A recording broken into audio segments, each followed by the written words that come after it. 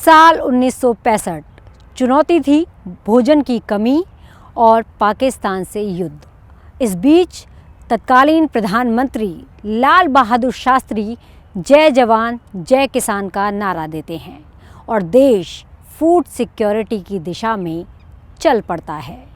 ठीक 30 साल बाद साल 1998 में पूर्व प्रधानमंत्री अटल बिहारी वाजपेयी शास्त्री जी के विचारों की विरासत को आगे बढ़ाते हुए नारा देते हैं जय जवान जय किसान जय विज्ञान।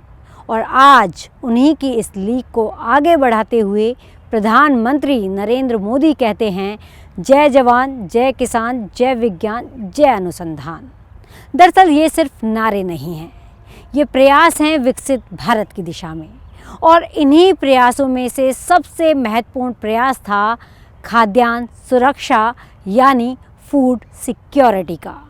नमस्कार, मैं हूं आपके साथ गीतांजलि राघव और आज खबरों की एबीसी में बात पोषण पथ की।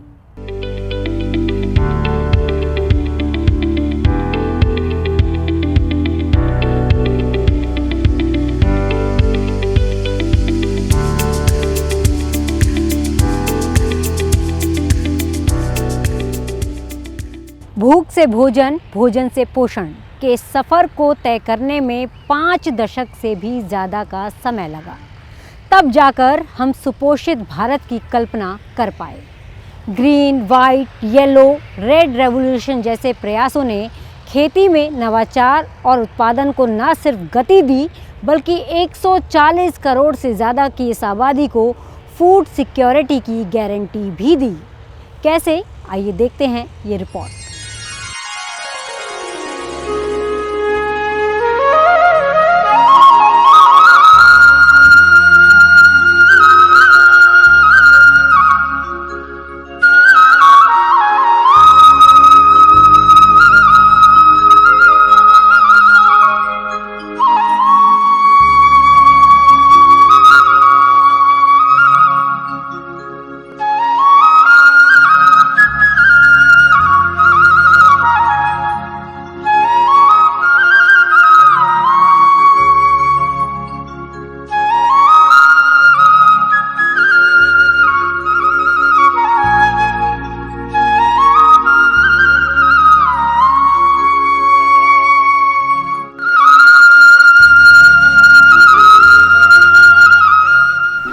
दौर बदला, सरकारें बदली, सरकारों के मुखिया बदले, लेकिन कुछ नहीं बदला।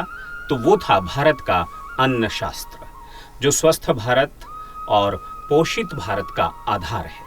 क्या खाएं, कैसा खाएं, कहां से लाएं, ये तमाम सवाल उस दौर के हैं जब भारत गुलामी की जंजीरों से मुक्त हुआ था और चुनौती भारत सरकार,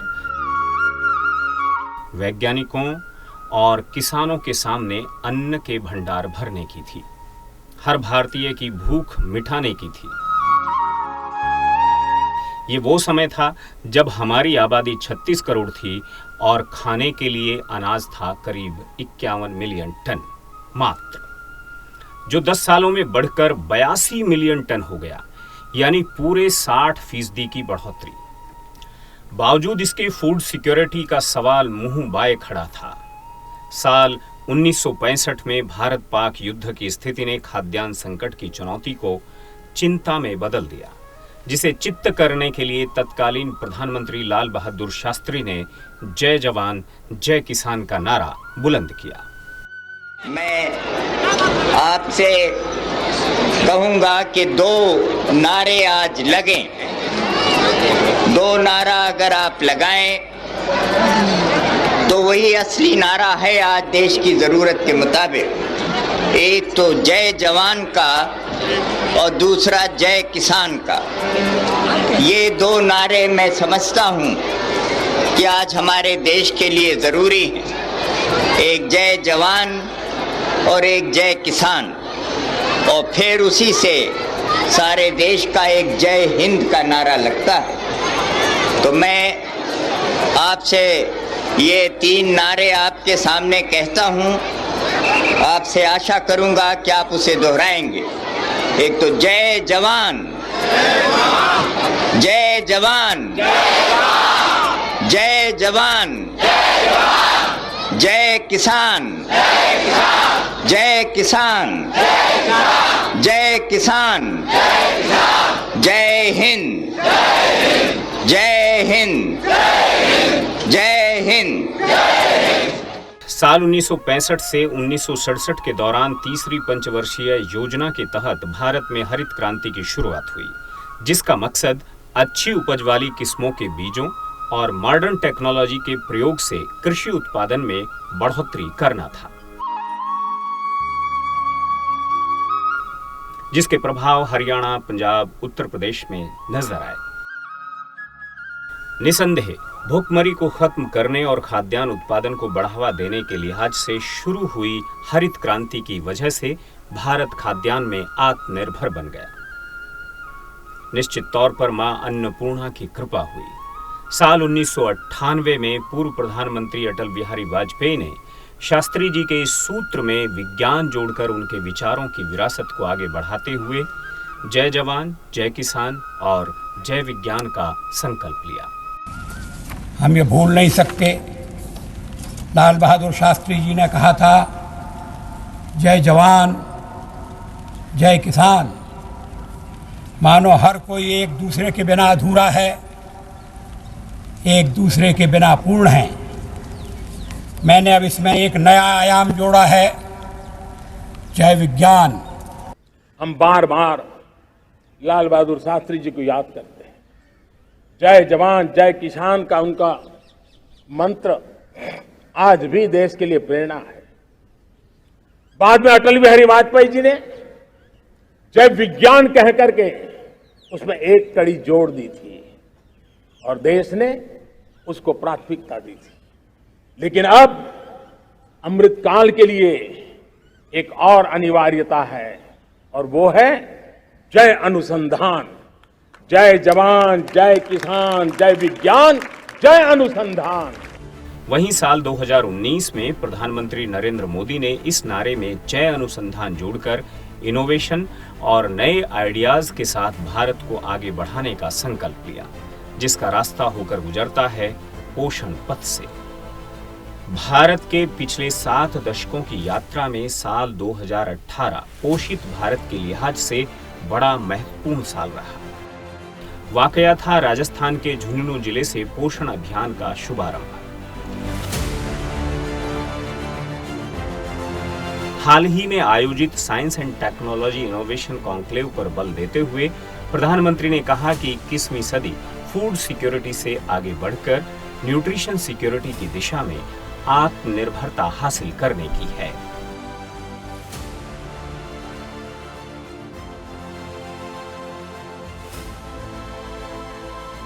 साथियों, अब समय है कि हम इमर्जिंग एरियाज में 2 गुनी ऊर्जा से काम करें। ये विकसित भारत के हमारे लक्ष्य की प्राप्ति के लिए भी बहुत अहम है। हम फूड सिक्योरिटी से आगे बढ़कर न्यूट्रिशन सिक्योरिटी की दिशा में आगे जाएं। क्या हम ऐसी next generation bio fortified crop विकसित कर सकते हैं जिससे कुपोषण के खिलाफ लड़ाई में दुनिया को मदद मिले? क्या हम low cost soil health enhanced और बायो फर्टिलाइजर में ऐसे इनोवेशंस ला सकते हैं जो केमिकल इनपुट्स का ऑल्टरनेटिव बने और सॉइल हेल्थ को इंप्रूव करें? क्या हम भारत की जीनोमिक डायवर्सिटी को और बेहतर तरीके से मैप कर सकते हैं ताकि पर्सनलाइज मेडिसिन और डिसीज प्रिडिक्शन में नई दिशा मिले? क्या हम क्लीन एनर्जी स्टोरेज जैसे बैटरीज में नए और सस्ते इनोवेशंस कर सकते हैं? हर क्षेत्र में हमें ये देखना चाहिए कि किन क्रिटिकल इनपुट्स के लिए हम दुनिया पर निर्भर है और कैसे उनमें आत्मनिर्भरता हासिल की जा सकती है। भूख मिटाने के लिए भोजन और फिर पोषण, ये राह भारत के खेतों और खलियानों से होकर गुजरती है। एग्रीकल्चर इकोनॉमी हमारी पॉलिसी का केंद्र है। करीब 86% परिवार ऐसे हैं जिनके पास बहुत कम जमीन है। ये छोटे किसान ही भारत की फूड सिक्योरिटी की बड़ी गारंटी है। अगर आपसे पूछा जाए कि जीवन के लिए ज़्यादा ज़रूरी क्या है, भोजन या पोषण, निश्चित तौर पर आप कहेंगे दोनों। गौरतलब है कि पोषण आहार में ही भोजन निहित है। नेशनल फूड सिक्योरिटी एक्ट 2013 के तहत हर भारतीय को गारंटी दी गई भोजन की, जिसका लाभ आज सीधे तौर पर 81 करोड़ से ज़्यादा की आबादी को मिल रहा है। लेकिन बात यहीं ख़त्म नहीं हो जाती, यहाँ से शुरू होती है, क्योंकि सवाल सुपोषित भारत का है। 120 मिलियन किसान, 30 मिलियन से ज़्यादा महिला किसान, 30 मिलियन फिशरमैन, 550 मिलियन पशु और 80 मिलियन पशुपालकों की बदौलत भारत के एग्रीकल्चर सेक्टर का इकोसिस्टम काम कर रहा है। भारत जितना प्राचीन है, उतनी ही प्राचीन कृषि और भोजन से जुड़ी इसकी मान्यताएं भी हैं। इन मान्यताओं को बनाए रखने में सरकारों, किसानों, वैज्ञानिकों और इंडस्ट्रियलिस्ट ने अपना अपना योगदान दिया है। नतीजतन साल 1950 में जो खाद्यान्न उत्पादन 51 मिलियन टन था, वो 2020-2021 में बढ़कर 315 मिलियन टन हो गया। इस दौरान हमारी आबादी 4 गुना बढ़ी, मगर खाद्यान्न उत्पादन आबादी की तुलना में 6 गुना तक बढ़ गया। किसानों और वैज्ञानिकों ने मिलकर अन्न के भंडार भर दिए। जिस अनाज के लिए 60 साल पहले तक हम खुद मोहताज थे, देश में एक व्यक्ति को साल भर में औसत 100 किलो अनाज की जरूरत को हम पूरा नहीं कर पा रहे थे। मगर समय बीतता गया, हम आगे बढ़ते गए और हमने उससे ज्यादा पैदा किया और निर्यात करने लगे। इतना ही नहीं, आज वैश्विक निर्यात के मामले में भारत 7वें पायदान पर खड़ा है। आज भारत फूड सरप्लस देश है। अब भारत ग्लोबल फूड सिक्योरिटी के साथ साथ ग्लोबल न्यूट्रिशन सिक्योरिटी का सॉल्यूशन देने में जुटा है। आपने आजादी के बाद भारत को अन्न उत्पादन में आत्मनिर्भर बनाया। अब विकसित भारत बनाने में आपकी बहुत बड़ी भूमिका है। एक तरफ हमें आत्मनिर्भर होना ही है, दूसरी तरफ हमें वैश्विक बाजार के लिए भी उत्पादन करना है। अब हमें दुनिया के दरवाजों पर दस्तक देनी है दोस्तों। हमें ऐसी फसलों पर भी बल देना है जो दुनिया की मंडियों में छा जाए। हमें आयात कम करके ही रहना है और निर्यात बढ़ाने में कोई पीछे नहीं रहना है। आज दुनिया भर में भले ही भोजन और पोषण को लेकर एक बड़ी समस्या बनी हुई है। धीरे धीरे जमीन, हवा, पानी सब प्रदूषित हो रहे हैं। गौरतलब है कि ज्यादा अनाज उत्पादन के लिए यूरिया और कीटनाशकों का अंधाधुंध प्रयोग किसानों द्वारा किया गया। बाजारों ने आपूर्ति की और सरकारों ने इनसे संबंधित नीतियों को लचीला किया, जिसके परिणाम स्वरूप मिट्टी की उर्वरता में कमी, मिट्टी के कटाव और मिट्टी में कार्बन की कमी के चलते एक बार फिर से कम उपज की समस्या देखने को मिल रही है।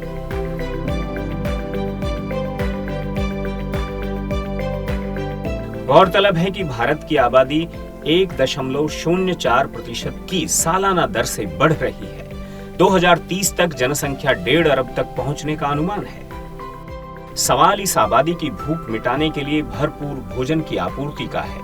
वहीं दूसरी तरफ एक बड़ा सवाल पोषण आहार का भी है, जिसका जवाब आप पिछले 1 दशक में बनी योजनाओं से समझ सकते हैं। योजनाओं में पोषण के आंकड़े बताते हैं कि मौजूदा सरकार का बल किसानों को प्राकृतिक खेती की तरफ मोड़ने का है। सुपर फूड के उत्पादन को बढ़ावा देने के साथ मिनिमम वाटर मैक्सिमम उत्पादन के सिद्धांत को प्रमोट करने का है। पिछले 1 दशक में लोगों के खान पान संबंधी व्यवहार में परिवर्तन देखने को मिल रहा है। नेचुरल ऑर्गेनिक फूड को अब वो अपनी थाली का हिस्सा बना रहे हैं। तो वहीं दूसरी तरफ भारत सरकार भी रासायनिक तौर तरीकों से की जाने वाली खेती के विकल्पों को प्रमोट कर रही है। मसलन गौ आधारित खेती, नीम कोटेड यूरिया, मृदा जांच कार्ड, धरती के हल, केचुए आधारित खाद और सुपर फूड की पैदावार। आइए जानते हैं इस रिपोर्ट से आखिर योजनाओं में कहाँ है पोषण। मौजूदा समय में पानी की कमी और क्लाइमेट चेंज के साथ ही न्यूट्रिशन की कमी भी एक बड़ा चैलेंज है। इसका सॉल्यूशन भी भारत के पास है। भारत मिलेट्स का दुनिया का सबसे बड़ा प्रोड्यूसर है, जिन्हें दुनिया सुपर फूड कहती है और उसे हमने श्री अन्न की पहचान दी है। ये मिनिमम वाटर मैक्सिमम प्रोडक्शन के सिद्धांत पर चलते हैं। भारत के अलग अलग super foods global nutrition problem को एड्रेस करने में बड़ी भूमिका निभा सकते हैं। भारत अपने सुपर फूड की इस बास्केट को दुनिया के साथ साझा करना चाहता है। आपको बता दें कि भारत की पहल पर पिछले साल पूरे विश्व ने इंटरनेशनल मिलेट ईयर मनाया। बीते 10 सालों में करीब 1900 नई क्लाइमेट रेजिलिएंट वैरायटीज किसानों को दी जा चुकी हैं। चावल की उन वैरायटी को प्रमोट किया गया जिनको पारंपरिक वैरायटी के मुकाबले 20% कम पानी की जरूरत होती है। हाल के वर्षों में हमारे यहाँ ब्लैक राइस सुपर फूड के रूप में उभरा है। मणिपुर, असम और मेघालय में ब्लैक राइस को इसकी मेडिसिनल वैल्यू के कारण पसंद किया जा रहा है और अब ब्लैक राइस को ग्लोबल पहचान दिलाए जाने की दिशा में भारत के किसान प्रयासरत हैं। भारत के 85% से ज्यादा किसान छोटे और सीमांत हैं और अब वे बाजार में बड़ी ताकत बन रहे हैं। भारत सरकार ने उनकी मदद के लिए 2014 से अब तक 10,000 किसान उत्पादक संगठन यानी एफपीओ बनाए हैं। इन संगठनों के जरिए किसान अपने उत्पाद सीधे बाजार तक पहुंचा रहे हैं और ब्रांडेड प्रोडक्ट बना रहे हैं। आज 15,000 से ज्यादा एफपीओ उत्पादन ऑनलाइन उपलब्ध हैं और 1,100 से ज्यादा एफपीओ सालाना 1 करोड़ रुपए से ज्यादा का कारोबार कर मिलेनियर बन चुके हैं। 52 लाख किसान शेयर होल्डर है एफपीओज के। 1100 एफपीओज करोड़पति बन चुके हैं और उनका टर्नओवर 15,000 करोड़ रुपए से ज्यादा का हो गया है। माइक्रो फूड प्रोसेसिंग यूनिट्स को सरकार 800 करोड़ रुपए की सब्सिडी दे चुकी है और 26,000 से ज्यादा परियोजनाओं को 2,510 करोड़ रुपए के माइक्रो प्रोजेक्ट्स के तहत 770 करोड़ रुपए की सहायता दी जाएगी। साथ ही पीएलआई योजना, मेगा फूड पार्क और स्टोरेज इंफ्रास्ट्रक्चर के विस्तार से भारत की प्रोसेसिंग क्षमता 20 गुना बढ़ी है और प्रोसेस्ड फूड का निर्यात 2 गुना हुआ है। भारत में सहकारी समितियां, खासकर डेयरी उद्योग, ग्रामीण अर्थव्यवस्था को नई शक्ति दे रहा है। इसके लिए सरकार ने अलग मंत्रालय और टैक्स सुधार किए हैं। प्रधानमंत्री ने कहा कि मत्स्य क्षेत्र में भी तेजी से विकास हुआ है। पिछले 10 सालों में समुद्री उत्पादन और निर्यात में वृद्धि हुई है और इस क्षेत्र में लगभग 3 करोड़ लोगों को रोजगार मिला है।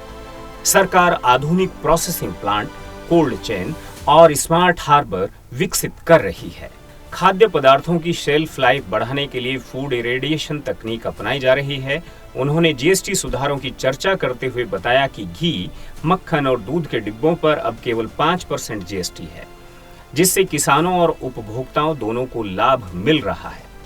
90% से ज्यादा प्रोसेस्ड फूड उत्पादों पर जीएसटी 0 या 5% है। इसके अलावा भारत सरकार ने बायोडिग्रेडेबल पैकेजिंग को समय की जरूरत बताया और कहा कि सरकार ने इस पर जीएसटी घटाकर 18% से 5% कर दिया है।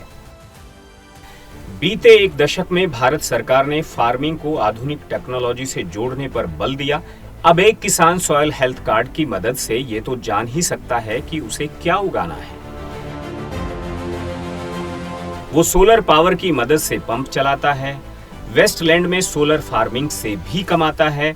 वो ई-नेम यानी भारत के डिजिटल एग्रीकल्चर मार्केट के द्वारा अपनी पैदावार को आसानी से बेच सकता है। वो किसान क्रेडिट कार्ड का उपयोग करता है। वो प्रधानमंत्री फसल बीमा योजना के माध्यम से अपनी फसलों की सुरक्षा सुनिश्चित करता है। किसानों को लेकर एग्रीटेक स्टार्टअप्स तक, नेचुरल फार्मिंग से लेकर फार्म स्टे और फार्म टू टेबल की व्यवस्था तक भारत में कृषि और उससे जुड़े सेक्टर्स लगातार फॉर्मलाइज हो रहे हैं। पिछले 10 सालों में ही 90 लाख हेक्टेयर खेती को हमने माइक्रो इरिगेशन से जोड़ा है। इथेनॉल ब्लेंडिंग प्रोग्राम से भी खेती और एनवायरनमेंट दोनों को लाभ मिला है। ये 21वीं सदी के भारत के प्रयास हैं दुनिया को सस्टेनेबिलिटी की तरफ ले जाने के। हालांकि भारतीय शास्त्रों में इन प्रयासों का उल्लेख हजारों साल पहले मिलता है।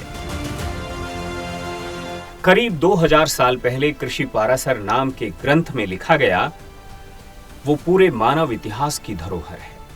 ये वैज्ञानिक खेती का एक कंप्रहेंसिव डॉक्यूमेंट है जिसका अब ट्रांसलेटेड वर्जन भी मौजूद है। इस ग्रंथ में कृषि पर ग्रह नक्षत्रों का प्रभाव, बादलों के प्रकार, रेनफॉल को नापने का तरीका, फोरकास्ट, रेन वाटर हार्वेस्टिंग, जैविक खाद, पशुओं की देखभाल, बीज की सुरक्षा कैसे की जाए, स्टोरेज कैसे किया जाए, ऐसे अनेक विषयों पर इस ग्रंथ में विस्तार से बताया गया है। इसी विरासत को आगे बढ़ाते हुए भारत में एग्रीकल्चर से जुड़ी एजुकेशन और रिसर्च का एक मजबूत इकोसिस्टम भी बना हुआ है। भारत में हरित क्रांति की शुरुआत 1960 के मध्य में तीसरी पंचवर्षीय योजना के तहत हुई। इस क्रांति का उद्देश्य अच्छी उपज वाली किस्मों के बीजों और आधुनिक तकनीकों के उपयोग से कृषि उत्पादन में बढ़ोतरी करना था। भारत में श्वेत क्रांति की शुरुआत 1970 में राष्ट्रीय डेयरी विकास बोर्ड के तहत डॉक्टर वर्गीज कुरियन की लीडरशिप में हुई। इसका उद्देश्य देश में दूध उत्पादन बढ़ाना, डेयरी किसानों को उनकी मेहनत का सीधा लाभ देना और उपभोक्ताओं को कम कीमत पर दूध उपलब्ध कराना था। भारत में नीली क्रांति की शुरुआत 1985 से 1990 के दौरान हुई। इस क्रांति के जनक डॉक्टर हीरालाल चौधरी और अरुण कृष्णन हैं। ये योजना मत्स्य पालन के एकीकृत विकास और प्रबंधन पर केंद्रित है।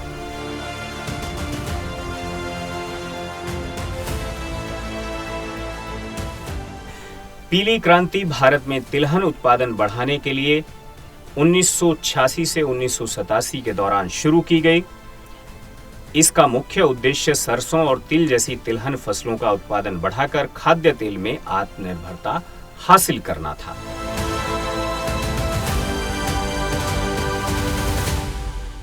भारत के पोषण पथ पर आए उतार चढ़ावों की ये तस्वीर कहानी कहती है भूख से भोजन और पोषण के संघर्ष की। इस कहानी के मुख्य किरदार हैं हमारे देश के किसान और वैज्ञानिक, जिन्होंने मिलकर अन्न के भंडार भर दिए और सरकारें दम भर पाईं खाद्यान्न सुरक्षा का।